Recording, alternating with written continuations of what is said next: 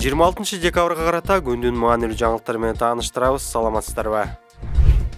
Кыргызстанда соңку аптада тагыраагы 18-декабрдан 24-декабрга чейин сасык тумоо жана коч респиратордук инфекциялар менен ооругандардын саны 16223дөн ашты. Бул тууралуу Бишкек шаарынын саламаттык сактоо башкармалыгы билдирди. Маалыматка ылайык, оорулар өткөн аптага салыштырмалуу 40,2%га өскөн. Бирок 2022-жылдын ушул эле жумасына салыштырмалуу 2,1 эсеге азайган. Илдетке чалдыккандардын 65,2%ын же 10.578 учуру 14 жашка чейинки балдар түзөт. Бул эпидемиологиялык сезондо грипптин А түрү жана башка респиратордук вирустук инфекциялар кездешүүдө. Аны менен катар ведомстводан COVID-19 илдетинин көрсөткүчтөрүнө дагы байкоо салуу уланып жаткандыгын билдиришти. 2023-жылдын башынан бери калк арасында оорунун 479 учуру катталган. Корч респиратордук инфекциялардын жана гриппти алдын алуу үчүн вируска каршы жана иммунитетти жогорулатуучу дарыларды ичип, эмдөөдөн өтүп, маска тагып жүрүү керек. Ошондой эле эпидемия учурунда эл көп чогулган жерлерден алыс болуп,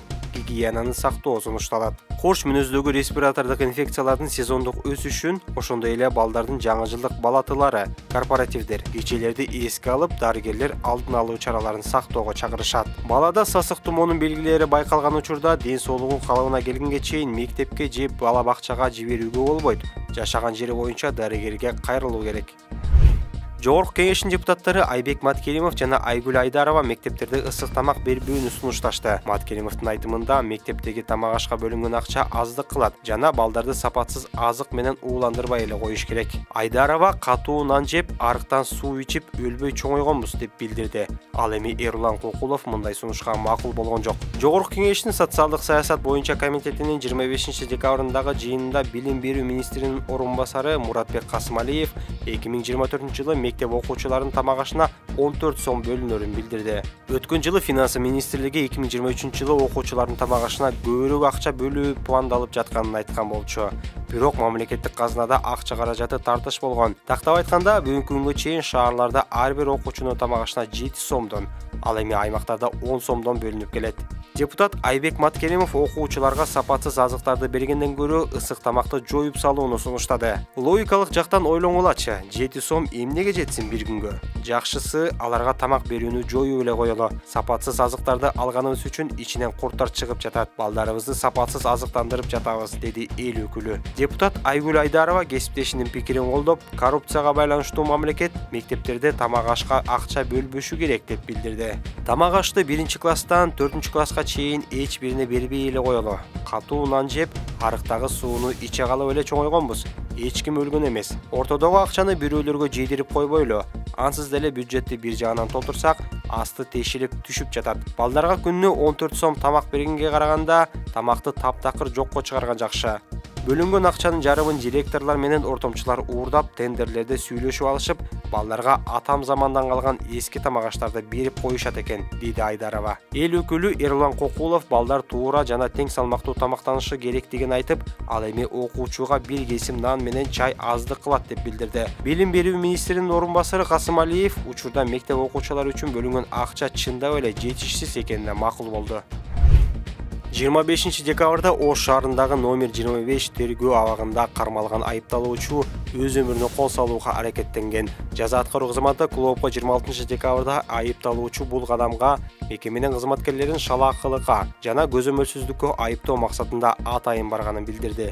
Маалыматка ылайык, мекеменин кызматкерлери өзүнө кол салган айыпталуучунун мыйзамсыз аракетине өз учурунда бөгөт коюлган. Жүргүзүлгөн текшерүүнүн жыйынтыгында өз өмүрүнө кол салуу аракети атайлап жасалганы аныкталган. Бул аракеттери менен мекемедеги кырдаалды туруксуздаштыруу жана кызматкерлердин аброюн түшүрүү максатын көздөшкөн, деп айтылат жаза аткаруу кызматы тараткан билдирүүдө. Аны менен катар тинтүү иш-чараларынын жүрүшүндө айыпталуучу жана соттолгондор тарабынан мекеменин администрациясына өз эркин таңылоо максатында мекеменин ыкчам кырдаалына активдүү таасир этүү аракеттери көрүлгөнү аныкталганы айтылды. Кылмыштуу топтордун өкүлдөрү өзүн аракет аракет кылуу, укук коргоо уюмдарын, соттолгондордун жана айыпталуучулардын туугандарын, адвокаттарды, журналисттерди жана ЖМКда жана интернет тармагында билип туруп анык эмес маалыматтарды тараткан ар кандай блогерлерди тартуу аркылуу мекеменин администрациясына өз эркин таңылоо максатында ар кандай демонстрациялык иш-аракеттерди жүргүзүп келишет.